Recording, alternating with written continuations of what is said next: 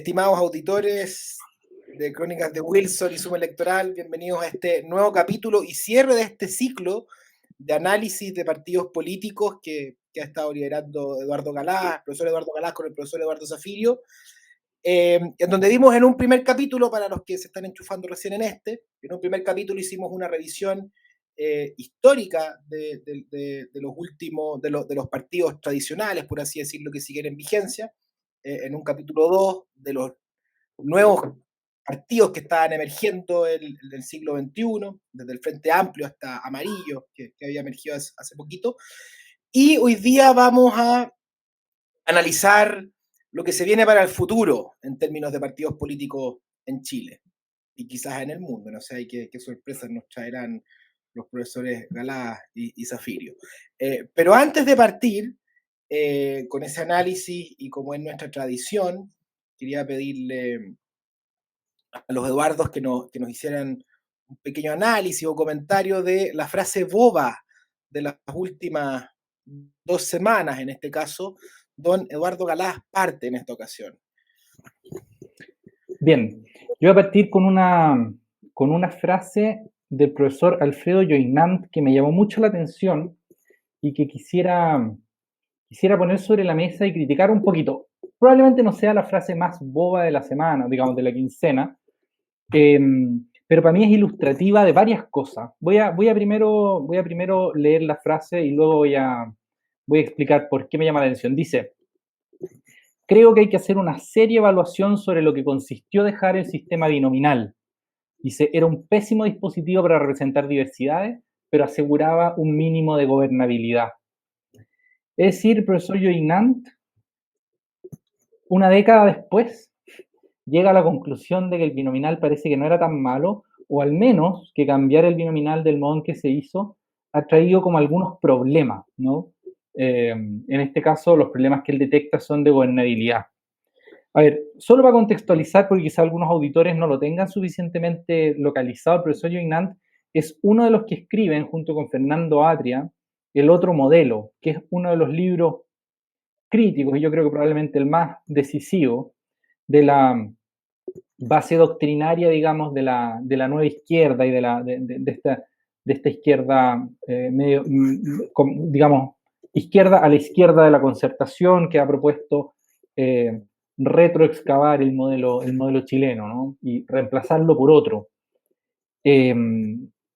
A ver, ¿por qué me parece una insensatez al menos? Quiero aclarar primero que yo defiendo que la gente cambie de opinión sobre las cosas. ¿Ya? Yo estoy de acuerdo con Ortega y Gasset cuando no sé si conocen la anécdota, una vez lo entrevista una niña para reclamarle la inconsistencia entre una cosa que está defendiendo públicamente y una cosa que escribió en un libro.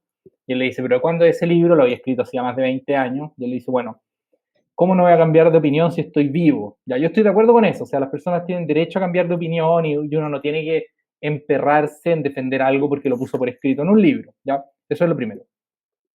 Ahora, dicho eso, me parece muy a destiempo la reflexión. De hecho, yo les comentaba a algunos de ustedes, digamos, le comentaba a algunas personas ahora en la mañana, o quizá a principio de la tarde del día de hoy, que me recuerda una entrevista que le hacen a Carlos Altamirano, creo que es el año 90, en que él, después de una larga reflexión, así dice, si al final tenía razón el presidente Frei, aquí había que hacer las cosas en la medida de lo posible.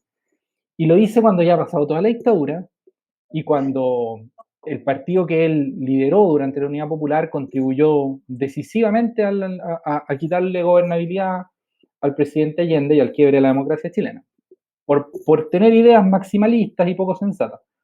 Y me la recuerdo un poco porque es como que es muy probable que la reforma, o sea, es evidente que la reforma del sistema binominal le dio cauce a estos partidos medio experimentales y le dio tiraje a algunos grupos cuyo compromiso con la democracia parece ser discreto, modesto, ya, por decirlo de algún modo. Que no es que esté mal que estén representados, es que a mí lo que me da una especie así como de escozor es que el momento en que le llega la sensatez, después de que ya la democracia en Chile estuvo a punto de quebrarse, estoy hablando del año 2019, en que la democracia chilena, por si a alguien le interesa el dato, en la universidad en la que yo estaba haciendo el doctorado se empezó a estudiar Chile junto con Bolivia y el Líbano como países que habían ya desarrollado las condiciones para una guerra civil. Esto lo estudiaba la directora del seminario de doctorado de la Universidad de Sheffield, la doctora Chesterinina. Estaba trabajando Chile así simplemente porque estaba ya el fermento de una guerra civil armado. Lo que no era muy tranquilizador para mí, como pueden imaginarse. Pero bueno, en fin, eso no quiero referirme a eso. Lo que quiero decir es que la democracia chilena lleva varios años, así como en un estado de mucha fragilidad y toda la sociedad chilena en un estado de mucha incertidumbre, con problemas sociales relevantes asociados a eso, dígase inflación, por decir alguno. Bueno, sin hablar de todos los problemas que hemos venido tratando, todos estos programas sobre delincuencia, etcétera. Y lo que me viene a la cabeza es que, la frase de Yunnan pone demasiado de manifiesto la ligereza con que jugamos con los discursos, así como con los discursos transformadores, como si transformar la sociedad fuera una cosa de experimentación, así como de ensayo y error, y a ver, veamos lo que sale de armar otro modelo. Cuando la verdad es que los modelos de desarrollo son cosas muy complejas, que hay que tomarse con muchísima seriedad, y frente a las cuales un cierto escepticismo, una noción de gradualidad, digamos, es bienvenida, porque lo que está en juego son las vidas de millones de personas, y los trabajos de las personas, la seguridad pública, las vidas de familias, en fin, o sea, así como meter las cosas a una juguera para decir, ¿sabéis que hagamos otra manera de organizarnos? No es algo sencillo y algo que hay que tratar con mucha delicadeza.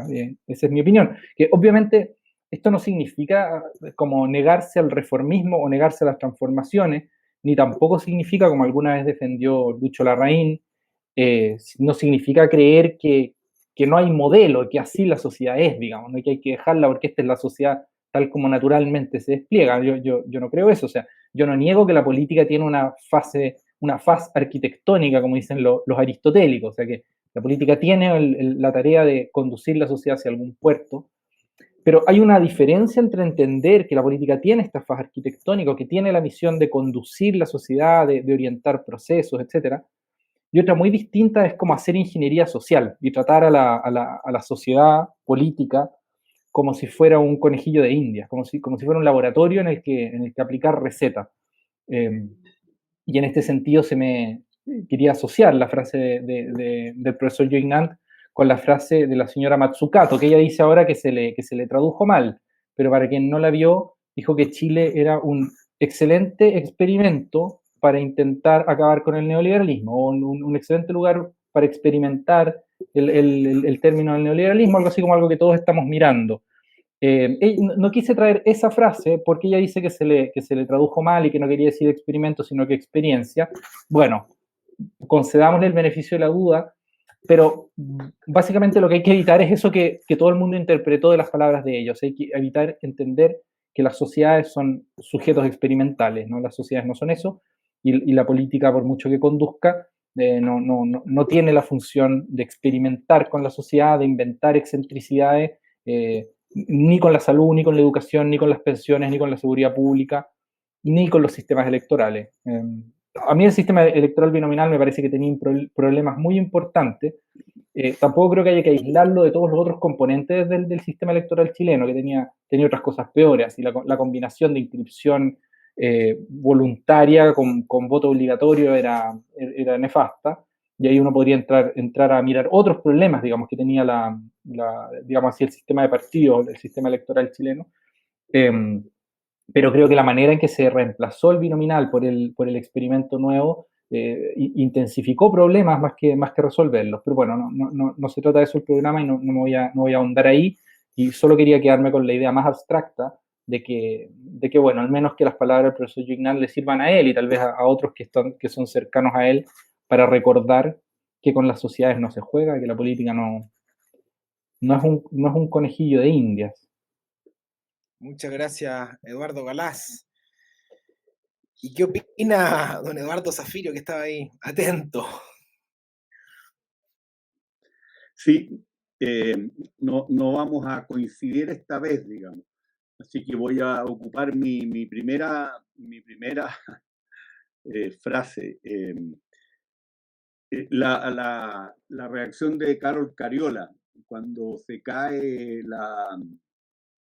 el acuerdo administrativo, así llamado, digamos, que le daba a ella la presidencia de la Cámara, porque es como el ejemplo de creer que los ciudadanos somos cretinos y que se pueden cerrar los análisis con eslogan. Y en este caso se ocuparon dos eslóganes, el 80% del viejo eslogan de acusar de anticomunismo todo lo que no les gusta a los comunistas, ¿no? Que es como la misma perversión del simplismo anticomunista, pero para otro lado.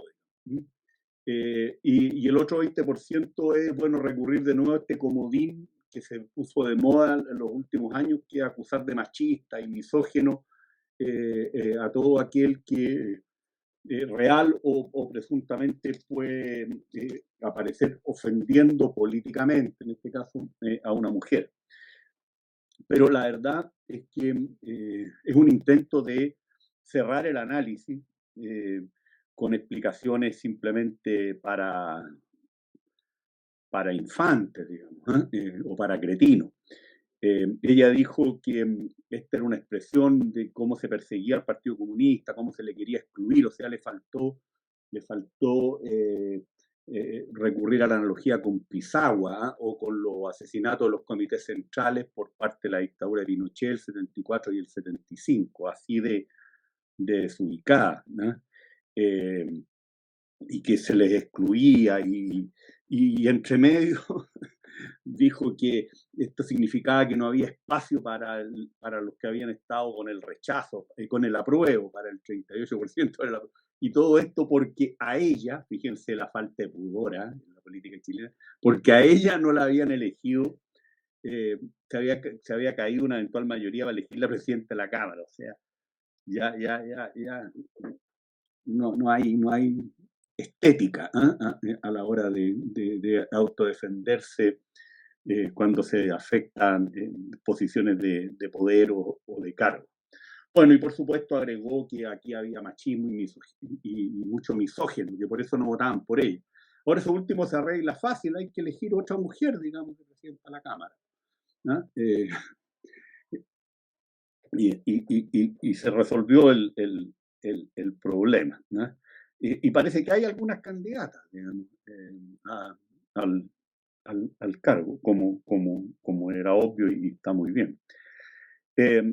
Ahora, la verdad es que lo que pasó en la Cámara es simplemente que los tipos se hicieron cargo de manera oportunista, tal como de manera oportunista habían llegado al acuerdo en enero de este año, de un cambio de condiciones. Pues, es así de claro, o sea, para el Partido de la Gente, hoy día no es ningún negocio estar con los que perdieron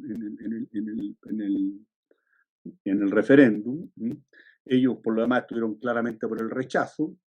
En segundo lugar, la cara de Carol Cariola era una pésima cara, digamos, no solo porque estuvo en el rechazo, sino que fue uno de los rostros del rechazo y obviamente eso es complicado. Del apruebo. Del apruebo, discúlpenme. Y en tercer lugar, bueno, el PDG se da cuenta que este es un gobierno que va derecho a la bancarrota, digamos, salvo un giro que no se ve fácil, digamos.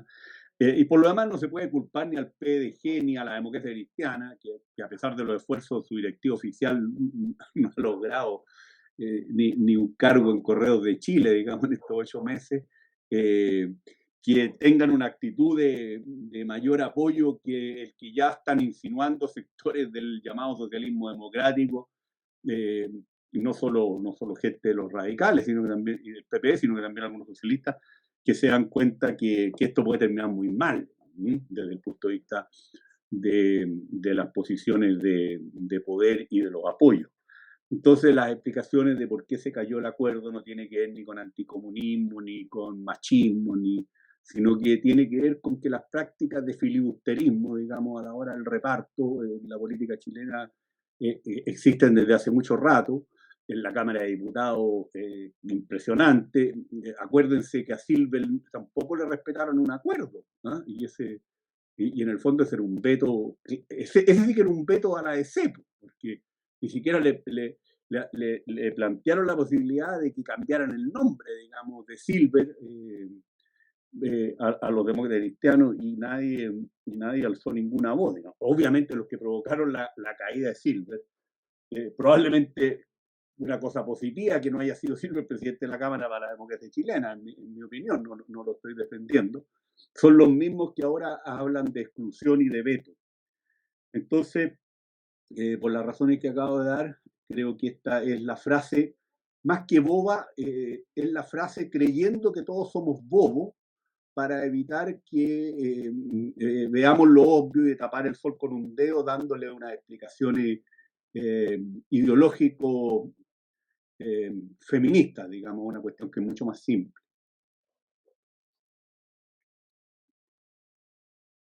Así es, y yo creo que son frases que ya nadie se las cree tampoco, quizá hace un par de años, pero ahora difícil.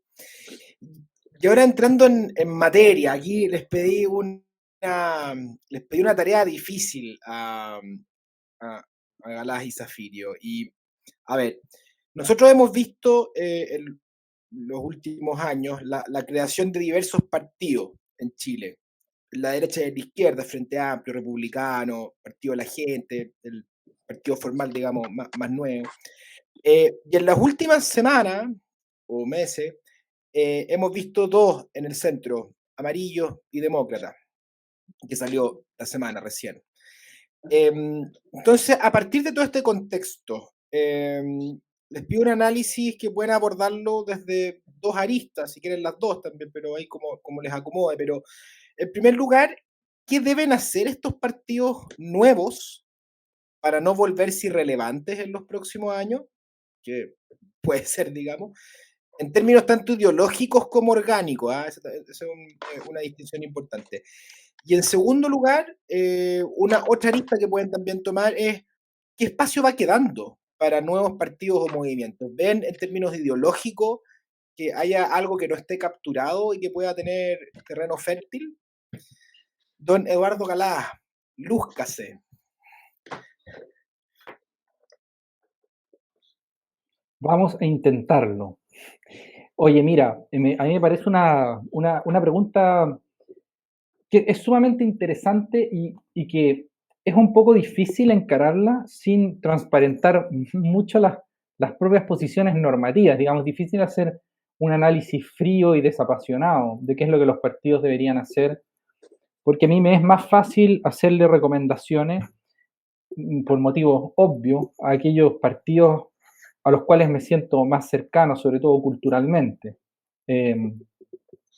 Digamos, a mí personalmente, aunque de algún modo yo vengo digamos, cuando era chico participé en cosas bien de izquierda, ahora ese es un mundo al que me cuesta darles consejos más allá de, oigan, un poquito de sensatez, y se me acaban los consejos que darles, pero voy a hacer una exploración de todos modos de algunas cosas lo más abstractas posibles, ¿ya? A ver, primera, plano, digamos así, ideológico. ¿Ya? Estos son como, para mí estos son exigencias mínimas. Primero, de hecho, antes de empezar a enumerar, voy a hacer una acotación general.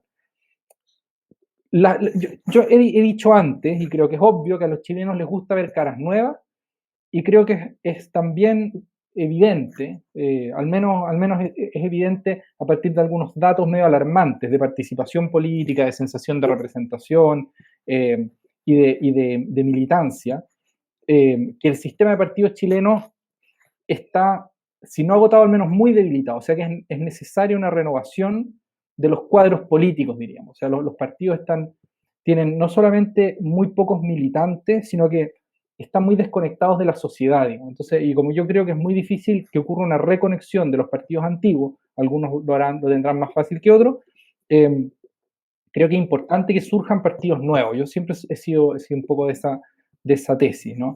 Ahora, estos partidos nuevos tienen que argumentar, digamos, tienen que demostrar que vale la pena que existan. Ese es como mi punto. O sea, tienen que hacer las cosas de un modo distinto y no reproducir aquellas cosas que nos trajeron a la crisis, por así decirlo, ¿no? O sea, tienen que tener elementos diferenciales y tienen que hacerse cargo de los problemas que tienen los partidos, digamos así, antiguos. Entonces, el primero, en términos doctrinarios, ahora sí, creo que tienen que tener ideas claras y reconocibles. ¿Ya? Eso es lo primero. Así como que uno sepa qué es lo que este grupo de gente quiere y más o menos por dónde va a conducir la cosa si es que le entregamos el poder político. Porque al final lo que los partidos reclaman de la ciudadanía es que uno les entregue el poder, lo que no es poco, de hecho es mucho. Entonces, por un mínimo de transparencia con respecto a la ciudadanía, yo le pediría a los partidos que aclaren qué es lo que están pensando, cuáles son sus anhelos, qué podrían hacer si controlaran la máquina, digamos, ¿no? ¿Qué es lo que ellos intentarían hacer?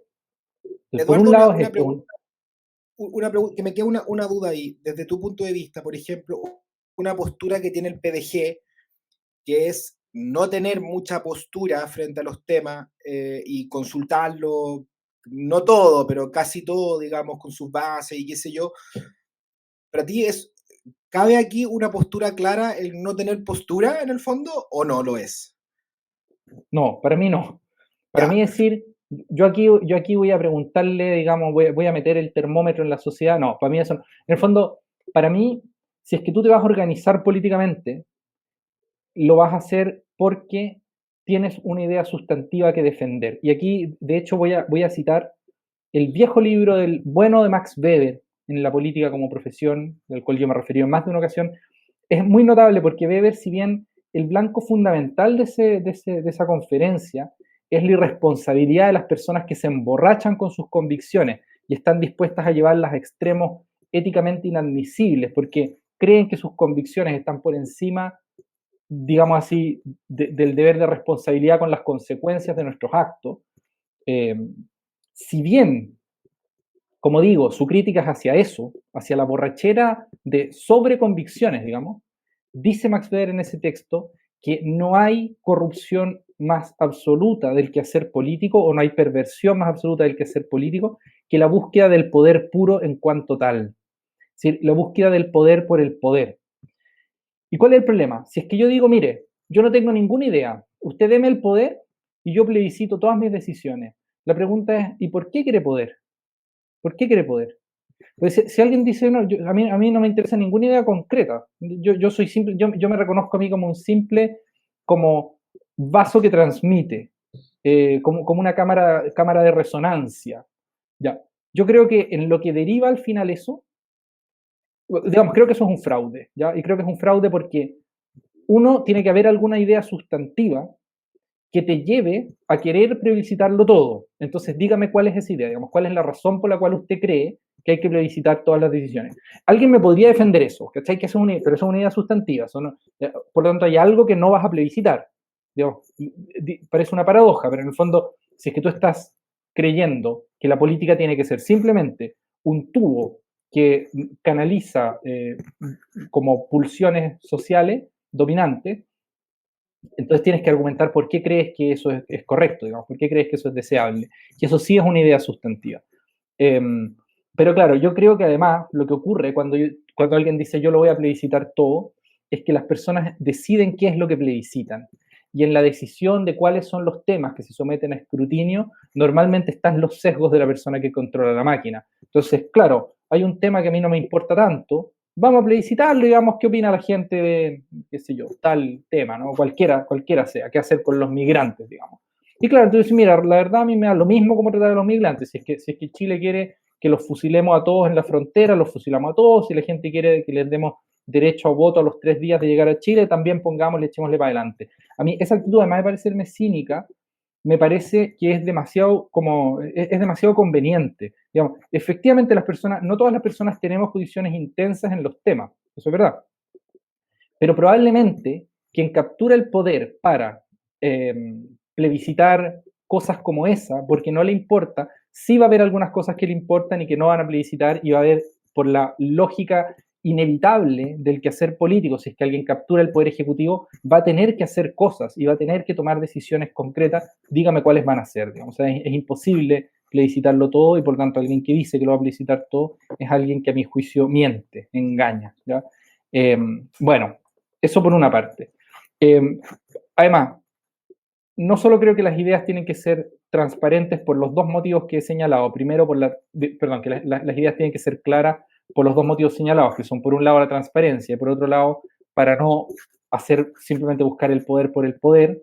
Además, creo sustantivamente que para que un partido sea relevante en Chile, sus ideas tienen que ser, digamos así, tienen que estar en continuidad con una tradición histórica. No pueden ser ideas en abstracto, no pueden ser ideas en el aire. O sea, que esto es algo más sustantivo, y aquí yo reconozco que tomo mi propio punto de vista sobre las cosas, ¿no? Pero para mí no se trata solo de ser claro en las ideas, también esas ideas no pueden ser disparatadas. Hay ideas que son disparatadas. Y de repente el ambiente se presta para que la gente elabore ideas disparatadas. Hay así como un clima fértil, y los momentos de crisis política suelen ser clima fértil para que cualquier insensatez se despliegue libremente, impunemente, diríamos, ¿no? Como decía este famoso intelectual marxista, que es Gramsci, como un mundo antiguo se resiste a morir y el mundo nuevo todavía no nace, dice, y en ese claroscuro surgen los monstruos. Es una frase que me parece muy poética, además, como que es posible que cuando está colapsando o decayendo una manera de organizarse, en fin, se ocupan muchas metáforas para describir esto, ¿no? Pero un cierto marco institucional está como parece que acabando y se está inaugurando uno nuevo. En ese claroscuro, efectivamente pueden surgir monstruos, ¿no? Y creo que ahí hay como un deber de responsabilidad de los que se están organizando para intentar que las ideas que tienen estén en continuidad con la tradición política de la comunidad en la que quieren operar, ¿no? Y esto lo digo también en consonancia con la crítica que yo le hacía a Joinant al principio, ¿no? Es decir, por mucho que nosotros queramos cambiar las cosas, y que está bien cambiarlas, creo que no hay que cambiarlas de manera extremadamente disruptiva, porque los cambios disruptivos en las sociedades, por injusticias que haya, digamos, y por necesidad que haya de cambiar profundamente algunas cosas, aún el cambio más profundo tiene que hacerse gradualmente, porque las transiciones en las sociedades se pagan caras. Se pagan, como decía, con personas que pierden el empleo, se pagan con auge de grupos organizados que se dedican al crimen, se pagan con acceso al poder de personas que quieren robarse la plata. O sea, en fin, hay muchos asuntos a los que hay que tenerles mucha precaución, y por lo tanto yo soy un firme partidario en que cualquier organización nueva, si quiere prosperar y no simplemente ser como un estallido de júbilo que después se apaga, tiene que tener ideas que sean continuas y no ideas que sean esencialmente disruptivas, ¿no? E insisto, con esto no quiero decir que tengan que ser ideas quietistas ni ideas inmovilistas, ¿no? Es que aún las ideas más transformadoras tienen que entender que operan sobre un mundo real y no sobre una hoja en blanco, no sobre un cuaderno por escribir, digamos. Ya ese es el primer punto, y que es el punto doctrinario para mí. Luego voy a ir a algunas cosas orgánicas, y sobre las cosas orgánicas me voy a referir a dos, ¿ya? Primera, que a mí me parece crítica, es asegurar la capacidad de renovarse generacionalmente. Para mí, un partido que se precie tiene que hacer un esfuerzo de transgeneracionalidad. Y si es que se me permite, para mí esto es como un palo o un guiño, según se prefiera ver, a los amarillos, ¿no? Yo creo que el partido de los amarillos tiene el desafío enorme de existir a nivel de juventudes, que es un mundo en el que posiblemente puedan construir un espacio, pero el espacio todavía no existe. O sea, es un espacio por elaborar. Ahí hay un trabajo que hacer, que es un trabajo real de convencimiento, de persuasión, de formación de cuadro. Hay un trabajo muy, muy real que hacer. ¿Y por qué digo esto? Porque un partido que es demasiado generacional tiende a convertirse en un grupo de presión, y tiende a tener el problema de que ve solo aquellos temas que son salientes para la cohorte generacional en la que están situados. Entonces, de hecho, para mí ese es uno de los problemas del Frente Amplio, aunque el Frente Amplio se lo perdona un poco más porque para ellos es más difícil, digamos así, seducir a grupos mayores, digamos, así como seducir a los participantes políticos más viejos es más difícil para los Frente Amplistas, pero un problema para mí claro del Frente Amplio es que es completamente insensible o fuertemente insensible a los temas que son relevantes para las generaciones mayores que la de ellos. Y con mayores que las de ellos me refiero a las personas que tienen más de 40 años, básicamente, más de 50, para qué decir. Y cuanto más lejanos, más lejanos generacionalmente, más distantes le quedan los temas, como que no se preocupan, así, porque son todos niños, son todos muy jóvenes, ¿no? Y en el caso de los amarillos, ellos tienen el riesgo de dedicarse exclusivamente a temas muy de la generación de los que vivieron, por ejemplo, la dictadura, ¿no? O muy de la generación de los que, digamos, de los que están muy lejos de algunos procesos relevantes, sobre todo para las generaciones más jóvenes, como por ejemplo la masificación del ingreso a la educación superior. Es como que hay cortes que han vivido experiencias que son distintivas, y para mí beber de todas esas fuentes de información es muy importante para que un partido político tenga proyección en el tiempo. Segundo punto orgánico, el primero es este, ¿no? La transgeneracionalidad. Segundo punto orgánico, creo que tienen que diseñar los partidos políticos una manera de relacionarse con la sociedad que les garantice una cierta conexión con la sociedad. Para mí este es un punto crítico también. Y el otro punto crítico, junto con el generacional, es que los partidos no pueden aislarse. Y es una tendencia, sobre todo es una tendencia cuando como hemos dicho, los partidos se estatalizan o se convierten como en bolsas de trabajo que administran cargos públicos. El problema de ese fenómeno es que la conexión con la sociedad se tiende a diluir o se tiende derechamente a cortar.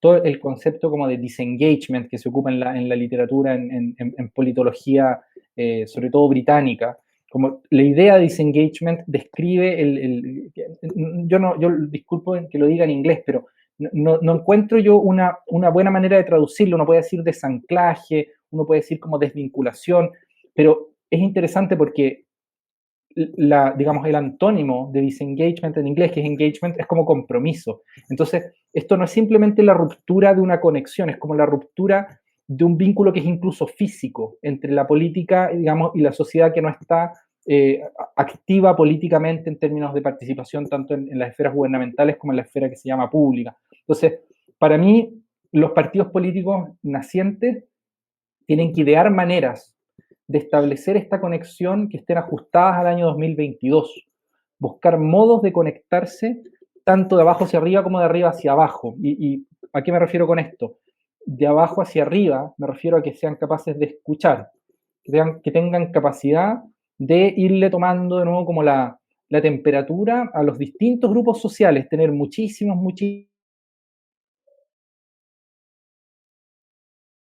pasando en las ferias, digamos, hay que ver qué es lo que está pasando en las minas, hay que ver qué es lo que está pasando en las fronteras, que hay que ver qué está pasando, y así, un larguísimo, etcétera, de espacios, por supuesto en las universidades, por supuesto en las empresas, por supuesto en las parroquias, por supuesto, en todos los espacios de la vida social donde se forman maneras de ver el mundo, no diría, ¿no? Y claro, si es que se pierde la conexión con esos espacios, los problemas bueno, están a la vista, ¿no? Porque la política se distancia de la sociedad y se quiebran cosas que son relevantes, se pierde como la capacidad de gobernar, se pierde la confianza, se pierde la cohesión social, muchas cosas. Y también de arriba hacia abajo, digamos, la conexión entre política y sociedad para mí también tiene que ser de arriba hacia abajo, en el sentido de que la política tiene que ser capaz de influir en la sociedad. Y aquí se trata como de, uno podría decir, viralizar ideas, así, de socializar ideas, que aquello que se resuelve arriba tenga repercusiones abajo. Para mí acá es muy como icónico el modo en que se resuelve el conflicto estudiantil en el año 2006, cuando se toman de las manos los líderes políticos, ¿no? Para mí es muy icónico ese momento porque una foto en que salían los líderes de los partidos políticos tomados de las manos, llegando a acuerdo, concertación y alianza en ese momento, ese acuerdo le importaba a Chile e impactaba en Chile. Y es como que se pacificaba un clima de conflicto porque las élites políticas, los representantes habían llegado a acuerdo. a mí me parece evidente que en Chile en este momento no tenemos esa facultad. O sea, aquí uno puede poner de las manos a las personas que quiera y puede subir a la mesa tomados de las manos, si quiere, desde Stingo hasta la Tere Marinovich, digamos, o desde no sé, la Elsa Labraña, digamos, hasta Gonzalo de la Carrera, y con todo el espectro entre medio, y creo que el pueblo chileno no va a reaccionar como si esa unidad entre las élites le importara a él también, digamos. El pueblo chileno, quiero decir, el ciudadano a pie, se va a sentir probablemente desconectado de esos acuerdos que toman las élites políticas, porque no solo es un problema de que digamos así, el sistema político haya dejado de escuchar, es que el sistema político también dejó de influir, incluso perdió el interés en influir. Están como acomodados, así como se dice, así como achanchados en los cargos, ¿no? Así como que en el fondo, mientras yo tenga cargos, no me importa mucho esta desconexión. Pero esa desconexión también, digamos, de arriba hacia abajo, digamos, en ese sentido descendente, también genera fuente para las crisis, porque los sentimientos populares se desconectan de los procesos políticos, y eso, por supuesto, es relevante. Esos son los dos elementos orgánicos que yo destacaría. Y por último, quiero mencionar un elemento que es ético, y que, digamos, no es ni ideológico directamente, o sea, no es doctrinario, y tampoco es orgánico, aunque por supuesto está relacionado con ambos. Pero para mí también es imprescindible el cultivo de una ética pública. Y este es como, aquí yo saco el McIntyre que llevo dentro, digamos, ¿no? y el buscador de virtudes que llevo dentro, porque a mí me parece que esto es una idea muy repetida, tuvimos una discusión ya sobre esto, yo de hecho recomendé en esa ocasión la lectura de Lo pequeño es hermoso de Schumacher, que es un texto que trata este tema. En otro momento recomendé El humanismo cívico de Llano como lectura. A mí me parece sumamente importante el cultivo de las virtudes, y esas virtudes se tienen que cultivar institucionalmente en los partidos políticos para mí. Eso incluye, por ejemplo, ser extremadamente cuidadosos con las vías de financiamiento, por decir algo. El financiamiento de la política tiene que ser transparente. Uno de los problemas críticos de moral pública fue el financiamiento irregular de la política, que impactó a todo el espectro y que rompió de modo decisivo la confianza pública en los partidos. Pero también es, por ejemplo, un llamado, esto de las virtudes, a evitar la estatalización patológica de la que nos habló Zafirio en un programa anterior. O sea, es que, por supuesto, una de los pilares, así, de quien se dedique a la política con un interés de servicio público, así como esta es la conciencia que hay que tener. Estamos aquí para servir a nuestro país y no para consumir los espacios de poder de nuestro país, digamos. Es como, esa convicción para mí implica, por ejemplo, que no puedes vivir de elecciones. No puedes vivir así con un espíritu electoralista. Obviamente las elecciones son muy importantes, pero no podéis matar por ganar la elección. Obviamente no se puede matar, pero no se trata aquí solo de no cometer crímenes. Se trata como de no empeñar tus valores, por ejemplo, no empeñar tus convicciones para lograr un cargo, para ganar una elección, para lograr una presidencia de la Cámara de Diputados. Entonces a mí me parece que ahí, sin ánimo de pegarle de nuevo a la señora Cariola, digamos, pero bueno. Entonces, creo que esos son algunos elementos centrales con los que yo me voy a quedar respecto de qué es lo que yo esperaría de los partidos políticos de aquí hacia el futuro. O sea, qué es lo que yo les pediría que hicieran. Y con respecto brevemente a qué espacios creo que están disponibles, solamente voy a hacer una acotación teórica muy abstracta. No voy a hacer aquí una lectura política contingente, sino que es una lectura política contingente, pero que tal vez va a decepcionar a algunos de quienes nos escuchan, al menos de mi parte. Yo soy un fiel convencido de que no existe algo así como la voluntad del pueblo, así, ni rusoniana ni no rusoniana. No existe algo así como, no existe una entidad que se llame pueblo que tenga una doctrina, digamos, ¿no? Porque hay muchas veces que uno encuentra expresiones del tipo, las élites políticas no han sido capaces de leer a Chile, cosas de ese estilo, ¿ya? Esto se lo escuché a un estudiante el día de ayer en un foro en el que participé. Y yo le decía, así como, yo no creo que exista un Chile que sea un sujeto legible o un objeto legible. Chile no es un libro que uno pueda leer. ¿Por qué no? Porque tiene una pluralidad interna tan enorme, simplemente por cuestiones demográficas, que básicamente uno se puede encontrar todos los intereses y todos los nichos casi imaginable. Yo creo, por ejemplo, que el movimiento social patriota ha demostrado que existe un nicho para quien quiera organizarse defendiendo ideas que parecían completamente contraculturales. Y tú encuentras un nicho así de defensa a ultranza de los valores fundamentales de la patria, el orden y los valores, y lo que incluye romper con toda la agenda woke, completa. Hay un espacio también para gente que quiere hacer del ecologismo radical y de la cocina vegetariana, vegana y raw la base de su nicho electoral. Y hay espacio para eso. Y lo hay para quien quiera hacer un partido evangélico o un partido religioso más o menos radical. La hay para quien quiera hacer un partido de centro que haga de la moderación su valor fundamental. La hay para los socialistas, la hay. Yo creo que para todo. Yo creo que no hay ningún nicho que esté clausurado de antemano y que la clave aquí es la organización. O sea, el que quiera organizarse y lo haga con esfuerzo lo podrá hacer. Creo que hay muchos testimonios en Chile de grupos que empezaron siendo muy minoritarios y terminaron convirtiéndose en monstruos políticos, entre los cuales la Falange Nacional y su heredera, la democracia cristiana, me parecen el ejemplo más así palmario. O sea, digamos, empezaron pateando piedras durante años. Ahí Eduardo Zafirio conocerá mejor la magnitud de esa transición por el desierto, y 20 terminaron años. siendo 20 años. Y terminaron siendo el partido, o sea, que copó por completo el espacio electoral chileno. Entonces, en fin, yo creo que, digamos, la pregunta por los nichos no es tanto una pregunta por dónde hay agua, así como qué piscina tiene agua, sino dónde hay liderazgos dispuestos a conducir generosamente un proceso de organización. Y esa es una pregunta que tiene mayor flexibilidad para mí que la otra, porque me parece básicamente que la existencia de gente dispuesta a sumarse a alguna tesis, yo creo que todo el mundo tiene su espacio. Que súper interesante, Eduardo. Sobre todo la última parte, que es esperanzadora para los que sienten que no hay espacio para ellos. Eh, hay que ver. Y don Eduardo Zafirio, ¿qué nos puede decir de esto? De todo esto. Es un gran tema.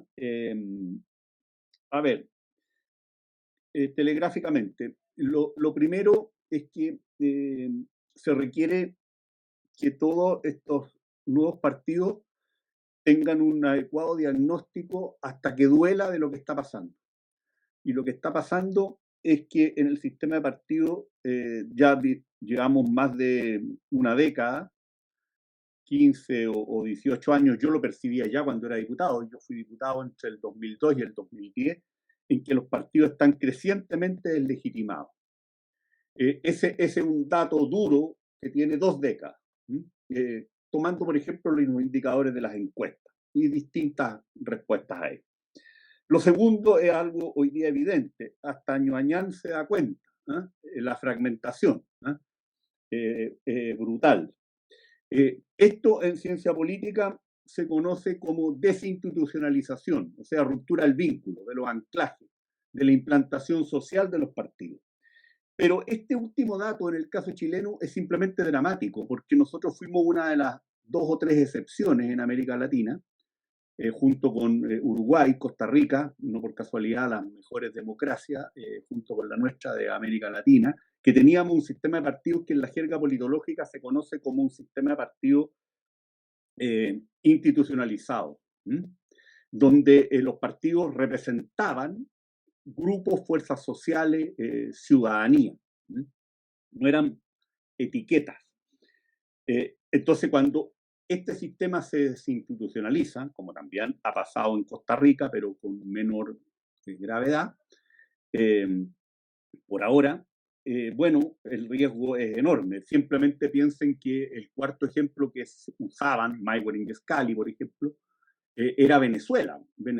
La Venezuela bipartidista de copellanos y Acción Democrática, o sea, demócrata cristiano y socialdemócrata. Pero hoy día ya el sistema está en un cuadro que es mucho más grave, que la deslegitimación, la fragmentación y la desinstitucionalización y su pendiente su pendiente, terminó en un sistema de partidos de atomización.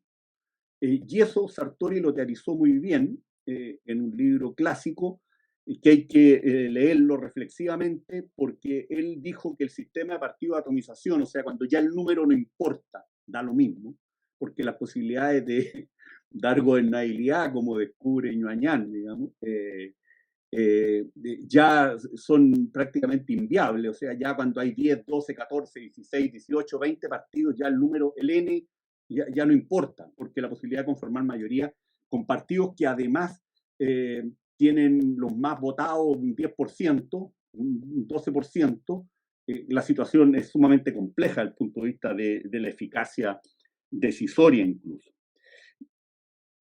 Sartori lo teorizó en el sistema de atomización como un sistema de partidos residual propio de sistemas políticos emergentes que ni siquiera existían como tales. Por ejemplo, los sistemas políticos que se conformaron en África y en Asia después de la colonización, después cuando se descolonizan esas sociedades. O sea, ahí no hay prácticas, no hay historia, no hay costumbres, no hay tradiciones mínimas para que muchos de esos sistemas, no todos, la India probablemente es una notable excepción, digamos, puedan acostumbrarse a la competencia partidista y que estos logren una implantación social que estructure el voto de una manera relativamente estable.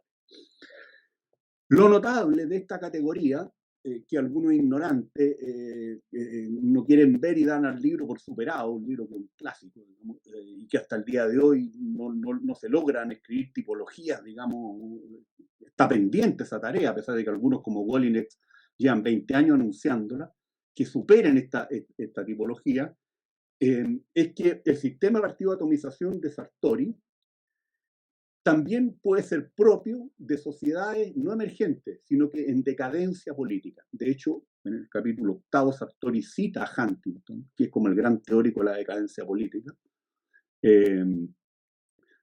pero claro, no lo desarrolla.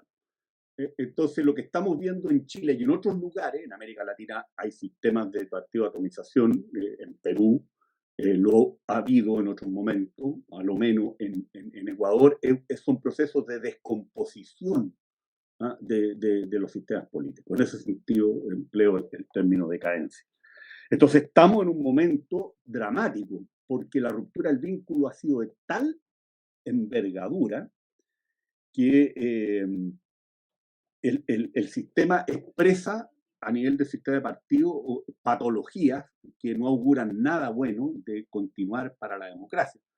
Arriagada dijo algo de Genaro, dijo algo de esto hace 2 o 3 días en una entrevista en Exante, recomiendo mirarlo. Pero además quiero agregar que no es solamente que el sistema de partido se atomiza, después de una desinstitucionalización enorme de pérdidas de apoyo, de pérdidas de vínculos, sino que además es un sistema de atomización donde el centro a lo menos está debilitado. A lo menos está debilitado. Entonces las posibilidades de inestabilidad democrática, si uno junta las piezas, son muy fuertes. Y por eso esta crisis, y yo comparto con Eduardo que el 2019 y los primeros meses del 2020, aquí hubo que enfrentar una sonada que pudo haber terminado muy mal. Y los que no crean esto, bueno, lean los indicadores que da el INSE en el libro La quiebra de las democracias, y se van a encontrar con la tolerancia frente a la violencia, la lealtad con la democracia, la falta de fidelidad al derecho, etcétera, que fueron todos factores que vimos. No quiero dar una clase de ciencia política, pero como esto lo va a ver gente de partidos, comillas, nuevos, quiero señalar simplemente que tomé un viejo cuadro de un paper fantástico de un profesor italiano, Leonardo Mollino, que yo estudiaba en los 80 para ver cómo se consolidaba una democracia. Y llegué a la conclusión de que los 10 indicadores que Mollino daba para mostrar cómo se podía consolidar una democracia cuando se consolidaba básicamente vía partido. Hoy día nos muestran la desconsolidación. Y voy a ir leyendo. Primer indicador, ¿crece la membresía de los partidos políticos? Si crece, vamos bien. Si decrece, vamos mal. En segundo lugar, ¿hay un desarrollo de la articulación organizativa? Bueno, en el norte chileno hace por lo menos una década, por lo menos, que el sistema de partidos está completamente desnacionalizado. O sea, los grandes partidos no tenían expresión geográfica y por eso todos estos caudillismos, el Choro Soria que se ha paseado de un lado a otro, por ejemplo, o la Fuerza de París, ya en varias elecciones presidenciales. En tercer lugar, ¿hay integración interna? Bueno, los partidos hoy día están llenos de facciones y de microcaudillos. Cuarto indicador, no existen nuevos partidos. Bueno, estamos viendo la eclosión de nuevos partidos. En el CERVEL en este momento creo que hay 5 o 6 nuevos partidos y no incluyo a demócratas en esa lista. En quinto lugar, no hay división de partidos. Bueno, todos los partidos se dividen. Y para no hablar del transfugismo de gente que eligen los partidos como independientes y que luego hacen lo que quieren, digamos, y que es un porcentaje ya muy alto en la Cámara de Diputados. Entiendo que cerca del 25%. No hay fusiones de partido, ese indicador, que probablemente sería más bien positivo en el caso chileno, no se da, digamos, ¿no? No hay cambios de nombre, sí, pues hay mucho cambio de nombre, ¿no? Incluso por razones de cumplir con normas electorales, cuando no se consiguen los apoyos. 8, hay una alta propensión coalicional. Vemos las dificultades, digamos, en gobierno y en oposición para llegar a acuerdos. Hemos llegado ya a tal nivel en este octavo indicador que se habla de un gobierno que está apoyado por 2 coaliciones. O sea, una cosa increíble simplemente.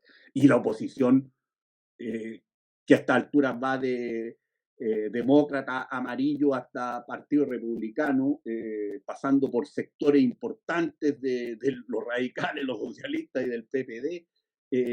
Bueno, ¿cómo cuadra eso, digamos? Con suerte hasta Macaya podrían darse ciertos consensos. Disminución de la volatilidad ha ido en aumento y por último, no desorden civil. O sea, piensen en lo que hemos visto durante 2 años y medio, digamos, en barrios enteros de Santiago, para darnos cuenta. Entonces, cuidado, porque la situación en la cual estas fuerzas políticas emergen no da para gustitos caudillescos. O sea, yo quiero ser súper claro. Si la señora Jimena Rincón y el señor Matías Walker, para hablar con nombre y apellido, podría poner otro ejemplo, creen que lo que hay que hacer es construir un nuevo nicho para sus carreras políticas, no entienden nada del desafío al que está sometida esta democracia. Y pongo esos 2 ejemplos de gente que conozco, porque son simplemente los últimos que han generado una nueva fuerza política, ¿no? Pero esto vale para todos lados, en derecha y izquierda. El problema es que los partidos no son fungibles, ¿no? Hasta aquí no se han encontrado actores colectivos que los puedan reemplazar. A propósito de una pregunta que se le hacía a Eduardo Galás hace un tiempo, ¿no? ¿Cuál es la razón para no disolver a los partidos? Bueno, la razón es que si no queremos ser alguna isla de Micronesia, necesitamos partidos. Ahora, no esto, sino que mejores partidos. Entonces, la pregunta es cómo se refuerza. ¿Qué debieran hacer los partidos políticos del arco democrático? Bueno, yo creo que Galás ya ha dicho algunas cosas. Yo creo que uno de los factores clave fue la imagen de corrupción. Que uno podrá discutir o no si la corrupción política chilena es sistémica o no es sistémica, ¿no? Yo personalmente siento que comparado con el barrio estamos en una zona media intermedia, pero eso da lo mismo, porque es mi particular percepción por un prurito comparativo absurdo desde el punto de vista de los públicos de masa. Para el grueso de la gente, los partidos son corruptos. Y los golpes finales los vio Sukimichi y lo vio Caballo, ¿no? Y desde esa época no se han recuperado más. Entonces, el tema de la probidad es clave. Y por eso me voy a detener en el punto del reclutamiento y el deber de la ejemplaridad, para decirlo en palabras que puedan hacer más comprensible en estos ambientes posmodernos y descreídos, ¿ah? Lo que Galás ha dicho más castizamente, la necesidad de virtudes cívicas en el político, y en el líder político. Pero sobre eso voy a hablar luego. Entonces, ahí hay una primera tarea para recomponer el vínculo con la sociedad, que hay que atacarlo por múltiples lados. Le mandé un cuadrito ahí interesante de la función de mediación política a Wilson, a ver si lo logra subir. Lo primero es una recuperación de la confianza, de la fiducia en la ciudadanía. Y eso supone probidad. O sea, esto no es un problema de moralina, no es que lo diga una carta pastoral de la Iglesia Católica, es una necesidad funcional hoy día para los que quieran hacer política democrática y política desde los partidos. Se requieren nuevas estructuras organizativas, voy a hablar de eso para tratar de volver a conseguir el implante en la sociedad, pero voy a poner énfasis en un tercer factor, sobre todo, también leyendo un listado que confeccioné a propósito de las preguntas de Wilson. Yo creo que aquí lo clave en este cuadro de un país angustiado y agobiado, este pueblo sufriente, al cual apelan la Pamela Giles y los de la carrera y los PDG, etcétera, de este mundo, hoy día se encuentra con una serie de problemas y no ve capacidad de respuesta del sistema político y de los partidos. Y esto desde hace años. O sea, los esquemas de calidad de la democracia hablan de tres cosas. Voy a traducir unas palabrejas en inglés, digamos, para que se entienda, ¿no? Estado de Derecho, capacidad de respuesta y accountability, o sea, rendición de cuentas. Eso es lo que define, según algunos, una democracia de calidad. La capacidad de respuesta en el sistema político hace años que no existe. Piensen ustedes que este intento de reforma previsional es el tercero. Y en el peor momento económico en el que se va a hacer. Pero fracasaron otros dos. Y probablemente el grueso de ese fracaso tuvo que ver con pequeñez, con ignorancia, con la incapacidad de tener la mínima envergadura política, más que por demasiada discrepancia. Entonces, yo creo que lo programático es una cuestión decisiva. Miren el listado que hago yo rápidamente de temas para seguir en la misma idea que dio Galá, de que los principios y los valores hay que aterrizarlos concretamente. La gente te va a decir, bueno, ¿cómo se come eso? Y los temas duros son puros temas materiales. Ni siquiera voy a hablar de los postmateriales porque creo que hay algunos que hay que enfrentar. Por ejemplo, el tema indígena y el tema de la mujer. Yo no estoy en contra de esos dos temas. Pero voy a hablar simplemente de 10 o 12 temas materiales. En Chile hoy día tenemos una crisis prolongada de productividad y una ralentización ya de una década del crecimiento económico. Y eso es un problema de no te muevas en una sociedad que tiene $15.000 expectantes. Esto no es economicismo. No es decir, sacarse el problema diciendo, eso lo dice la derecha. Que algunos genios creen que basta que algo lo diga la derecha y no juzgan las cosas en su mérito. En segundo lugar, esta es una sociedad que tiene un problema estructural de envejecimiento. Y la letra A de eso es el problema de las pensiones y la letra B es el problema de la salud, que son problemas de no te muevas en todas las sociedades democráticas. De no te muevas. O sea, Galán nos podrá contar qué pasa con la maravilla del sistema de salud del Reino Unido. También tensionado. Entonces no es llegar y copiar. ¿Y para qué hablar del tema de las pensiones? En España ese sistema se ha declarado por los actores políticos como en quiebra. Entonces esto no es decir no más FP, o no más no sé qué, no más ISAPRE, digamos, para que el problema se resuelva sola. Hay un problema estructural de envejecimiento en Chile. Y ese problema, estoy señalando dos problemas, o sea, todos aquellos que gritan contra la migración, bueno, es porque en Chile nos estamos llenando de perros y de gatos, pero no de niños, pues. Si hay un problema de reproducción, ya tenemos una tasa que creo que es 1,6. Para seguir siendo los mismos necesitamos 2,1.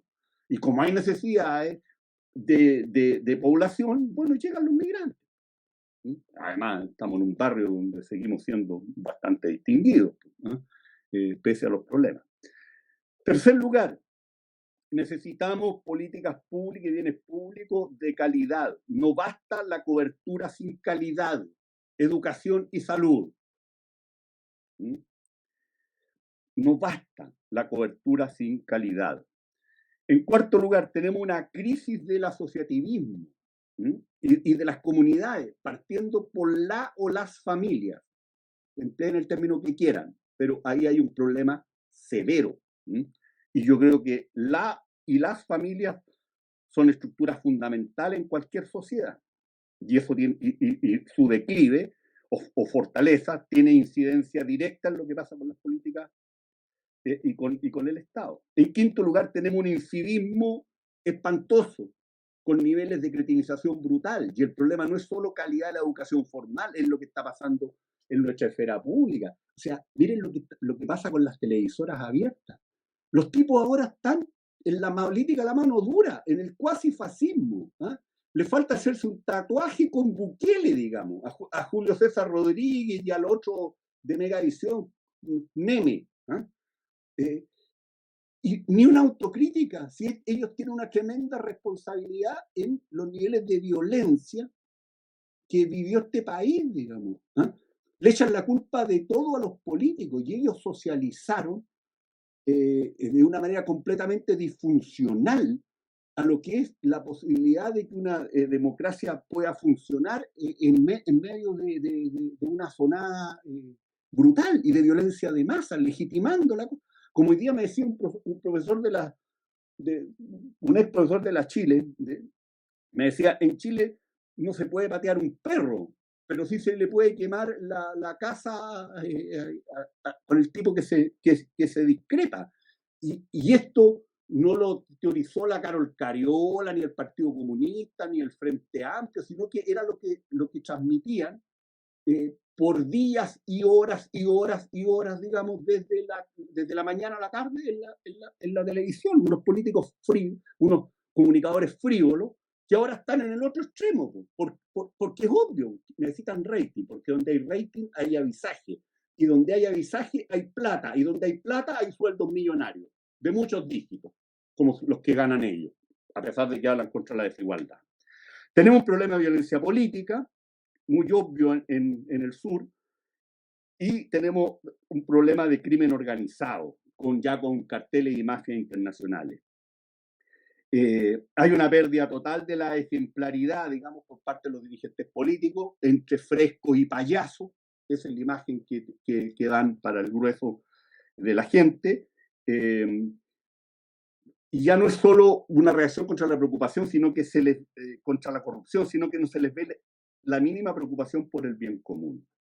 Está el tema de las desigualdades, tema súper manoseado. Y yo simplemente quiero decir que si uno quiere hablar en serio de esto, las causas de las desigualdades son como 14 o 15, las que yo he registrado hasta aquí, digamos, y variadísimas, etarias, regionales, de etnia, etcétera, etcétera, etcétera, de género, etcétera, etcétera, etcétera, en todo el mundo, no solo aquí. Hay un Estado que no da el ancho. Marcel quiere 4 puntos más del PIB y además 6 puntos que irían al Estado de cotizaciones en 6 años, digamos, o sea, 10 puntos. Que no, son 4 el PIB y 6, digamos. Bueno, y con este Estado, y nadie quiere hablar de esto porque es impopular, pues se va a chocar con grupos de presión. La derecha gobernó 2 periodos y no hizo nada en esto. Y por último, los costos de la pandemia. No es tema. Creo que el programa La Yanna Proboste algo decía sobre esto, para ser justo, el único. Los costos no solamente en materia educativa propiamente tal, sino que de socialización para cientos de miles de niños chilenos y sobre todo para niños pobres. Esto es espantoso. O sea, si hoy día nos abrumamos por la mala calidad de la educación, por el incivismo, por los niveles de cretinización. Imagínense lo que nos espera después de lo que vivimos estos 2 años con un colegio de profesores que si pudiera todavía no habría vuelto a clase. Bueno, y está el tema de la inmigración ilegal. Entonces, aquí hay un problema programático. Si no se da respuesta seria, consistente, razonable a esto, los partidos simplemente van a ser arrasados por la antipolítica. Eso es lo que viene. O sea, la desconfianza por incapacidad de respuesta frente a problemas tan agobiantes y tan obvios, digamos, ¿no? Y para los cuales se elude siempre, ¿no? Con la cuña, con el cuento, con traer a la señora Mazzucato, ¿no? o a la aristócrata española, digamos, ¿no? Por el lado de la derecha, para hablar en el fondo. Yo siento que más que maldad hay como un íntimo convencimiento de la mediocridad brutal de esta clase política que lanza estos distractores. No quiere hacer la pega porque siente que no está en condiciones, porque ya dejó de dialogar con la técnica y con la intelectualidad y con la cultura de verdad, digamos, no con el tipo que toca la guitarra. Me refiero a la cultura en un sentido muy amplio, hace décadas. No le interesaba.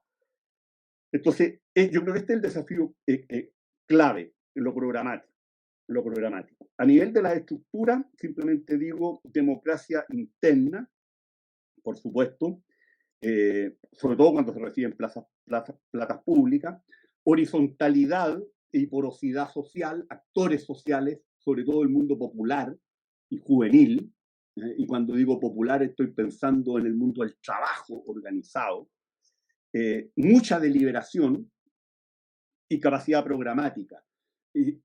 Y partiendo por hacer exigencias, usted quiere ser alcalde de la comuna de Quinta Tiltoco, perfecto. ¿Qué quiere hacer en Quinta Tiltoco? ¿Para qué quiere el poder? Y un pequeño informe financiero, ojo, de cómo va a financiar su programa. Porque aquí hay que acabar con este cuento que popularizó ya de manera impúdica la Beatriz Sánchez cuando le dijeron, ¿y cómo va a financiar su programa de casi 20 puntos del PIB en 4 años? Yo no me animé aquí a dar una clase de economía. Yo soy partidario de que después de haber visto lo que pasó, yo le dirigí el programa a la Carolina Goich y les quiero decir que ni Guillet ni Piñera tenían un programa financiado. Pero ni de lejos, era un chiste. Piñera decía que iba a hacer reasignaciones, reordenamiento del gasto por 7.500 millones de dólares. Yo le pregunté a 2 economistas de nota, no los voy a nombrar, pero de primerísimo nivel, uno de los cuales incluso en ese momento era subsecretario de Hacienda y el otro ahora es decano de la Chile, estoy dando algunas pistas, en economía de la Chile, que cuánto podríamos reasignar. Fue lo primero que le pregunté, como en mayo, justamente para no estar obligado a subir impuestos de una manera brutal. O sea, quería poner el énfasis en reasignación de gastos y en elusión y en evasión, en ese orden. Y me pidieron un mes, digamos, y la cifra que me entregaron fue coincidente. Con suerte, en 4 años, 1.000 millones de dólares. Con suerte. Ya, supongamos que me estaban contando un cuento por responsabilidad fiscal. 1.200. Piñera decía 7.500 millones de dólares. O sea, la mitad de su programa. Eso es un chiste. Eso es mentir. Y más cuando el candidato tiene un doctorado en economía en Harvard. O sea, uno no puede suponer buena fe ahí. Eso es demagogia, es mentir. Y la gente Guillén no tenía ninguna conciencia. O sea, si ustedes miran los diarios de la época, se van a dar cuenta que bajaron el programa de 21.000 millones de dólares primero a 19.000 y después a 14.000, y nos llamaban y nos preguntaban si ahora estábamos bien, y yo les decía, sí, no da, 10.000, 11.000, por ahí, digamos. Entonces, ¿qué quiero decir con esto? Que no tener programa o no tenerlo financiado o tener un programa inviable, como ocurre hoy día, es lo mismo. Y esto no puede seguir, y hay que parar con esto. Yo soy partidario que el CERVEL exija, junto con la inscripción del programa, un informe financiero, y que eso se revise en serio. Porque ya no puede ser que aquí se presenten programas de gobierno por 50.000, 60.000, 70.000 millones de dólares. O sea, ¿ustedes le creen a Marcel de que va a recaudar 4 puntos el PIB en este escenario? Entonces, cortémosla con este cuento. Cortémosla, yo le exijo como ciudadano, seriedad.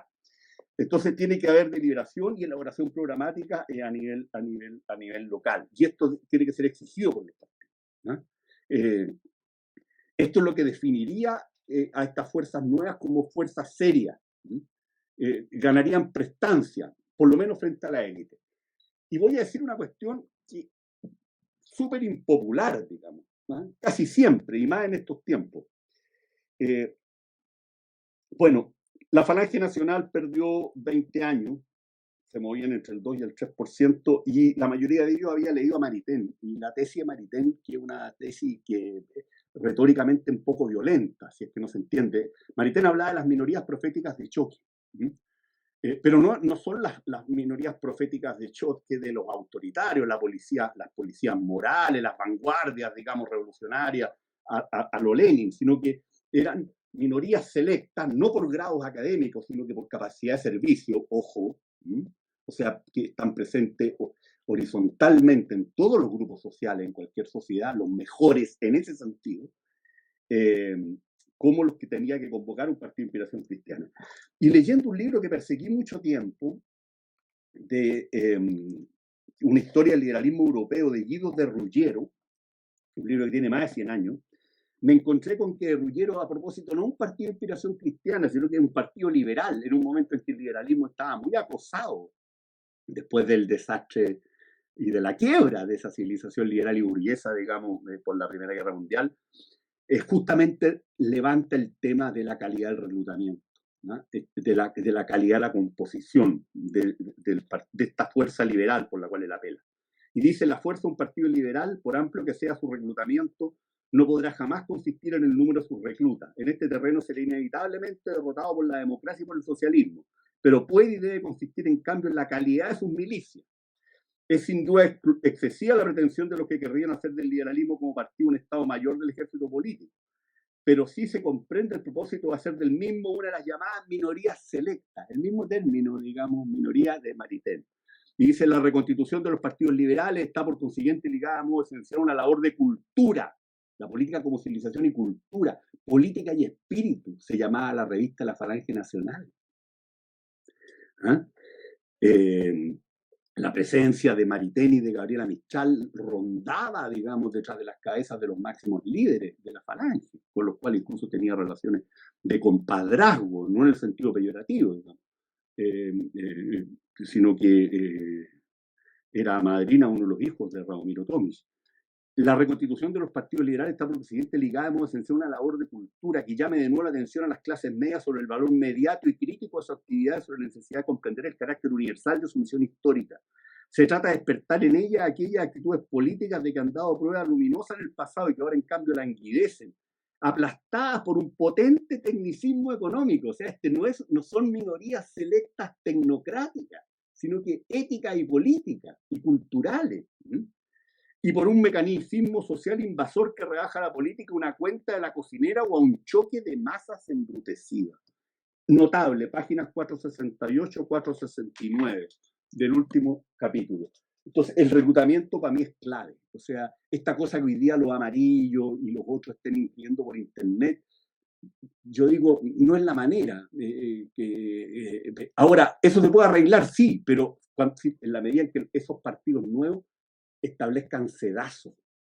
O sea, aquí no puede llevar usted candidatos a ningún cargo de representación popular o permitir que tengan la representación interna del partido a gente que tiene problemas de violencia intrafamiliar, que tiene problemas de morosidad en el pago de pensiones, por hablar de cosas como obvias, pero que no han sido obvias. O sea, gente que claramente son lobistas de intereses económicos, digamos, y que van a ser una especie de representantes corporativos en el municipio, en el consejo regional o en el Senado o en la Cámara. Entonces, calidad en el reclutamiento, a lo menos sedazos, duros, consistentes, serios. El partido de Macron tiene muy centralizados los nombramientos en Francia, como voz final. Usted puede dar participación a la base, pero tiene que haber un chequeo que es cualitativo, porque se requiere que estos políticos en este cuadro se preocupen de dar un cierto tono de ejemplaridad. O sea, ¿por qué a Jorge Alessandri Rodríguez nunca nadie lo acusó de corrupto?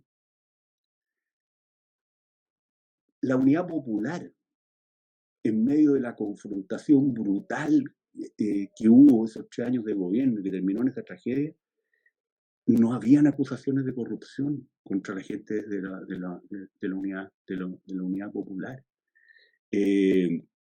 Pongo ejemplos de la derecha y de la izquierda. O sea, a pesar de que en Chile había antipolítica, que había polarización, esta cosa de políticos ladrones era una cosa. Solamente la usó el ibañismo contra los radicales, y la usó injustamente, porque los radicales no eran unos ladronzuelos, digamos, ni unos abusadores que corrompieron sistémicamente todo. Sí tenían malas prácticas, digamos, en el copamiento del Estado, que al lado de lo que hemos visto, digamos, los últimos 20 años, era una especie de serafines del coro celestial. Miren estos programas del Frente Amplio, digamos, donde el 70-80% del programa Buen Vivir se va a remuneraciones de burocracia. Así que hemos llegado ya a un nivel de desfachatez, digamos, en el asalto al Estado y en la concepción del Estado como botín. Eso no lo hacían los radicales chilenos. Y sin embargo, Ibáñez con su escoba barrió con ellos y con todos los otros. Entonces hay un problema de calidad de reclutamiento y de ejemplaridad. Y por último, un pequeño comentario en este largo intento de responder tirando elementos, básicamente, sobre el sistema electoral, que a Ñuñoa le preocupa hoy día tanto. Bueno, lo primero que hay que hacer, yo no sé si es volver al binominal, a mí el binominal no me gusta, creo que hay otras fórmulas, pero sí yo diría, no puede haber representación proporcional razonable permitiendo los pactos electorales. Eso que la izquierda usó para darle la capotera a la ADC, hace 5 años atrás. O sea, si hay representación proporcional, cada partido se pesa por sí mismo. En segundo lugar, tienen que haber barreras legales mínimas, porque significa que usted pierde el escaño si no consigue esa participación. A la alemana, podrá ser el 5, el 3 o el 2, ahí se verá. Pero tiene que haber barreras legales con pérdida de escaños. Y voy a decir una cuestión que es aún más impopular que esta cita de Ruggiero y de Maritain, digamos, en estos ambientes oclocráticos de hoy día, donde todo es cuantitativo y nada cualitativo, donde conocemos precios pero no valores, como decía Octavio Paz. El tema de las listas.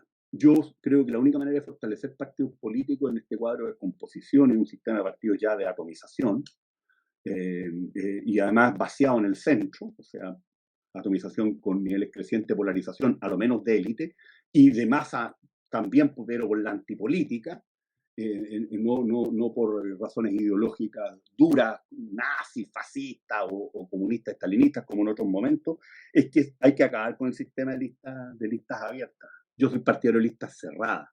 Las mismas que se están proponiendo para la convención, para los partidos. Para fortalecer partidos, usted necesita listas cerradas, porque eso le permite no solo la paridad, le facilita la paridad, sino que también la calidad. Yo necesito tener en la Cámara de Diputados un experto en calidad de la educación. Yo necesito tener en la Cámara de Diputados un experto en medio ambiente. Yo necesito tener un experto o experta en género, pero de verdad, o sea, no payasos. No tipos que sacan el panfleto de Le Monde Diplomatique frente a estos temas. Estamos hablando en serio, o sea, gente que ha estudiado años en serio esta cosa. Y soy partidario de listas cerradas y bloqueadas. O de sistemas mixtos como el alemán, digamos, que tiene un componente también de lista bloqueada a nivel nacional y no en el segundo voto. Y por último, el tránsfuga, el que se va de un partido, pierde el escaño.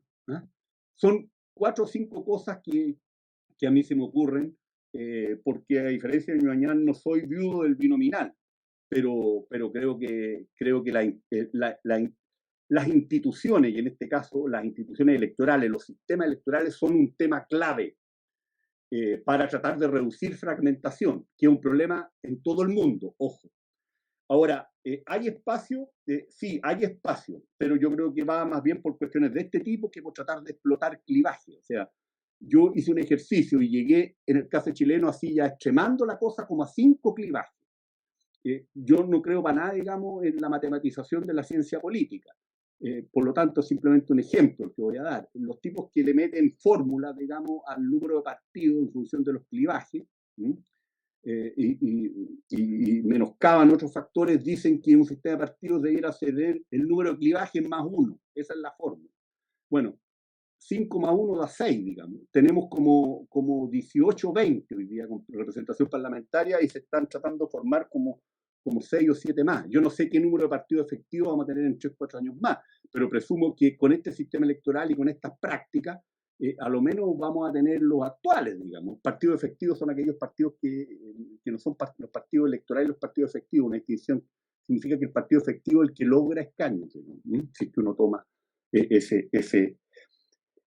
ese ámbito. Y un último comentario. Creo que tenemos un poderoso incentivo para reformar a los partidos, en la medida que esto no lo tomemos en serio, que es el financiamiento público. O sea, por ejemplo, la ley de hierro de la oligarquía de Michel es un problema. Hay que verlo como un riesgo. Por lo tanto, el financiamiento público supone que esas platas no vayan en un porcentaje demasiado significativo a remuneraciones de personal. Hay que poner un límite en el gasto en personal y límites, digamos, en los sueldos del personal pagado, que ojalá sea el estrictamente necesario. Segundo lugar, platas tiene que haber, por ejemplo, para elaboración programática, pero eso significa obligaciones. O sea, los partidos políticos que reciben financiamiento público una vez al año, a lo menos, deben hacer una conferencia temática. Esto es tomar ideas de Ostrogorsky, digamos, tomarla y adecuarla. Obviamente, a Ostrogorsky no se le ocurría el financiamiento público, pero él señalaba que los partidos tenían que ser, él hablaba, defendía ligas, más que partidos. Yo de eso lo que rescato es la lógica temática. O sea, ¿cómo es posible que en Chile no tengamos conferencias programáticas en los partidos políticos del sistema sobre cómo mejoramos la calidad de la educación? ¿Cómo asignamos bien las platas públicas en educación? Que no es la gratuidad para el 100% universitario, sino que es en educación preescolar, digamos. ¿Cómo no tenemos una conferencia programática para ver cómo no solo le ponemos más lucas al sistema de salud, sino que mejoramos su gestión y terminamos con esto de pabellones que están vacíos en la mitad de la jornada, o donde algunos médicos, no todos, obviamente, realizan operaciones particulares, ¿no? en pabellones públicos, ¿no? Operaciones por las que cobran millones. Bueno, conferencias de ese tipo. ¿Para qué hablar? Oye, dejemos de hablar tonteras, si nosotros no vamos a resolver el cambio climático, pero sí podríamos tener conferencias programáticas a los partidos para ver cómo podemos empujar políticas de reciclaje en toda la mayoría de los municipios del país. Y junto con eso, es obligación realizar eso. Hoy día telemáticamente, además, los costos se pueden bajar mucho, por lo menos una combinación de presencialidad y la cosa telemática. Y por último, cada 3 años, o sea, un año antes de cada elección presidencial, todos los partidos que reciben financiamiento público obligados a conferencias programáticas y a deliberación sobre los problemas del país y a discutir no solo las políticas, sino cómo se financian. O sea, son ideas que a mí me surgen y que a mí me gustaría que los partidos democráticos del país, digamos, desde la derecha hasta la izquierda, pasando por estas nuevas fuerzas políticas en formación, una de las cuales a lo menos, el caso Amarillo, me consta porque he leído sus borradores y luego su declaración, se dan cuenta de que la democracia chilena está bajo amenaza, digamos, si es que no hay un cambio de prácticas, de motivaciones, pero obviamente se requiere todo lo que dice Eduardo en términos de renovación de liderazgo, y ahí la tienen muy dura, creo yo, por múltiples razones que el otro día algo mencioné, no solo por el lado de la demanda, de la oferta, sino que por el lado de la demanda. Yo creo que los jóvenes reflexivos, con orientaciones de centro izquierda, digamos, hoy día son escasos, digamos. Es más fácil sumarse al griterío ultrista de derecha y de izquierda, digamos. Es contracultural hoy día para la juventud ser un liberal social, ser un demócrata cristiano, ser un socialdemócrata, digamos. Es contracultural, entre otras cosas, porque son incultos. O sea, yo después de leer la historia del siglo XX, el único 3 partidos que se me ocurriría militar sería y podría ser también algún partido conservador republicano, en la lógica a la francesa, digamos, ¿no? Pero que al final son fuerzas muy convergentes en lo decisivo, ¿no?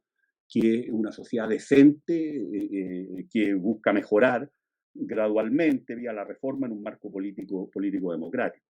Entonces, yo creo que por aquí va la cosa, pero lo primero es darse cuenta de que esto no da para pichanguear. O sea, Zafirio quiere formar un partido, bueno, olvídese de que esa va a ser su plataforma para ser concejal, digamos, por Isla de Pascua. ¿Ah? Arme un partido, digamos, para impedir de que de nuevo terminemos en una tragedia como terminamos en el 23. ¿Ah? La weimarización de las democracias. Ese es un riesgo, creo yo. La gente amarillo lo tiene clara. No sé los otros. Disculpen la lata. No, oye, hartos temas tocaron, no se ve muy, no fueron muy optimistas, ¿qué quieren que les diga? Pero se agradece la sinceridad. Y pucha, Zafirio no es contracultural, o sea, es contracultural hasta que deja de serlo nomás. Pues ahí también Galás tuvo un punto, si hay que partir. También era, en el fondo no era moda ser libertario hace, no sé, 5 o 10 años, pero partieron algunos y bueno, empezó a hacerlo, digamos. Entonces, todo esto es organización. Organización. Oigan, y para finalizar, mensaje de cierre o recomendación de lectura, don Eduardo Galás. Sí, yo voy a recomendar un libro que desgraciadamente no está traducido al español, entonces va a ser excluyente para los que se animen a leer en inglés.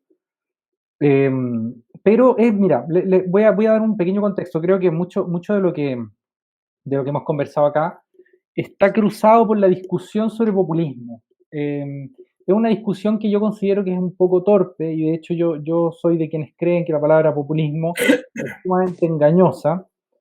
Bueno, y a mí me tocó escribir un capítulo sobre populismo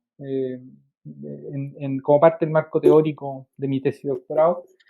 Y, y yo llegué a la conclusión o sea, no es una conclusión definitiva, pero lo que a mí más me gustó de lo que se ha escrito respecto de lo que se llama como la nueva oleada populista, que digamos empezaría como con Duterte y se refiere a todo lo que se llama populismo nuevo, digamos, ¿sí? Duterte, que incluye de hecho a Bukele, en Chile incluye como republicanos, PDG y Frente Amplio, en Argentina obviamente los peronismos, pero meten también a Milei algunos, en Estados Unidos Donald Trump, en Brasil Bolsonaro, en fin, como de todo lo que se ha escrito, lo que más me convenció es un libro que escribe Simon Tormey, se escribe Tormey, y que se llama como Populismo, una introducción para principiantes.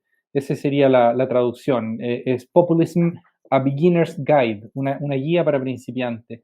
Y es un libro que, en fin, me parece que es del 2019. A mí, por ejemplo, me gustó más que el libro del el profesor chileno Rovira, que lo escribe con Cas Mude y que es como fue muy sonado, no solo en Chile, sino que, bueno, Mude es de las autoridades en la materia. Y a mí debo decir que el libro de Tormey me convence significativamente más en el modo en que trata el fenómeno y sobre todo en que problematiza siquiera que haya una homogeneidad mínima en las distintas cosas que se llaman populismo, ¿no? Entonces, en fin, recomiendo eso porque sobre todo para lo que sirve es para descomponer eso que llaman populismo en distintos elementos que a mí me parece que son más identificables, como la demagogia, como la actitud antielitista, como los malos modales en el ejercicio de la actividad política. En fin, hay como distintas cuestiones y sirve como para saber quién calza en quién. Y por poner un ejemplo, Milei calza completamente con la estética de los malos modales, esta gente que rompe las convenciones sociales al momento de hablar en público, por ejemplo, pero nadie puede imputarle a Milei que vaya a ser un irresponsable fiscal vía aumento del gasto, fíjense, porque probablemente Milei pasaría una aplanadora de recortes de gasto. Entonces, sirve mucho porque como la palabra populismo es tan resbaladiza, es un libro que a mi entender sirve para descomponerlo, para pensarlo analíticamente, y en casos como este, yo creo que los esfuerzos analíticos, o sea, de descomposición, son más útiles que los esfuerzos sintéticos, que de repente pegan por exceso. Así que esa es mi recomendación. Simon Tormey, Populism, A Beginner's Guide. Muchas gracias. Oye, buen tema, Eduardo, de no meter todo en el mismo saco, es buena cosa. Y antes de pasarte la palabra, Eduardo Zafirio, me busqué un tema en Wikipedia cuando estaba hablando antes, se me olvidó mencionarlo. El Choro Soria, esto es como dato freak, digamos, pero el Choro Soria comenzó siendo alcalde el año 64. Fue alcalde del 64 al 2016, por supuesto en la época de Pinochet no fue alcalde, pero y hoy día senador, ya ha pasado por 9 partidos políticos. Ese es un ejemplo, pero de caciquismo ya escandaloso. Yo no sé si tendremos a alguien que fue alcalde del 64, 2 años después del Mundial del 62, brutal. Don Eduardo Zafirio, cuéntenos su mensaje final y recomendación de libro. Es un buen ejemplo. No, yo voy a recomendar 2 libros más pacientistas políticos, pero para los que no lo son y escuchan ven este video, les va a subir 2 pequeñas cosas, digamos, pequeñas en relación a lo que hemos dejado otras veces. Vicente Wilson, unas páginas traducidas, tiene algunos errores la traducción, pero bueno, el texto en inglés ya quedó la semana pasada, digamos, para que puedan comparar, de Richard Kass, que es un especialista en partidos políticos, que él lo escribe por un libro de política comparada que edita Daniele Caramani, sobre partidos políticos, y ahí van a poder tener un resumen sobre todo las funciones de los partidos, que es lo que creo que es más interesante, digamos, y por qué los partidos hasta el día de hoy han sobrevivido. Y además un pequeño cuadrito que muestra por dónde se podría avanzar en parte, hay otras cosas que hacer, digamos, en la recomposición del vínculo partido-sociedad, ¿no? La implantación social, que es un cuadrito que saqué de un libro de Hofmeister justamente sobre partidos políticos que salió el año pasado, publicado por la Marcial Ponce en España. Y pacientistas políticos, bueno, 2 libros, uno clásico, Partido y Sistemas de Partido de Sartori, sobre todo, diría yo, interesante en el caso chileno, mirar el capítulo 8, Comunidades Políticas Fluidas y Cuasi Partidos, ¿sí? Por el problema de la atomización. Y el siguiente, el 9, que es el marco global. Y un libro súper bueno, que es complementario, porque destaca otras cosas, 3 o 4 cosas bien interesantes, que no están en el libro de Sartori, o están solamente insinuadas, para ser más justo, que un libro que se llama Partidos Políticos y Sistemas de Partidos, de un profesor de Oxford, Alan Ward, ¿no? Que es un libro en inglés, tiene 20 años posteriores al clásico de Sartori, y creo que con esos 2 libros se podría tener como los elementos teóricos básicos mínimos para darse cuenta de que tenemos una luz ya no amarilla, sino que roja, prendido sobre el sistema político democrático chileno, que es lo que está pasando con el sistema de partidos, dadas las 4 cuestiones que señalé: deslegitimidad, fragmentación, desinstitucionalización, que termina con esta atomización semipolarizada o polarizada, que aumenta el riesgo de inestabilidad. Eso es. Muchas gracias, señores, por este interesante y difícil análisis, y un poco desalentador también, ¿eh? O no, depende ahí, cómo uno se lo tome. Así que eso, mira, harta pega para Amarillo, ahí se le hemos citado a Weber muchas veces, la educada capacidad de mirar de frente las realidades de la vida y de estar a la altura. Eso es lo primero para un político, y también vale para los analistas, como el caso de señor de Galás y quien habla. Así es, como en buen chileno no sacarle el poto a la jeringa, como se dice. Creo, ¿no? No sé. Bueno, muchas gracias, que estén muy bien. Un abrazo grande. Que estén muy bien, abrazos para ambos. Chao, chao.